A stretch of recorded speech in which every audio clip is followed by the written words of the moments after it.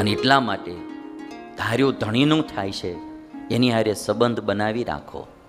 દુઃખ આવે ત્યારે બનાવવા જશો ને તો નહીં બને, સુખમાં પણ બનાવી રાખો. સારા દિવસો હોય ને ત્યારે પણ એનું ભજન સ્મરણ એનો આશરો રાખો. ધાર્યું ધણીનું થાય. આ દુનિયામાં છે ને ધાર્યું કોનું થાય ભાઈ? ધણીનું થાય. ધાર્યું કોનું થાય? ધણીનું થાય. મારું ને તમારું ન થાય.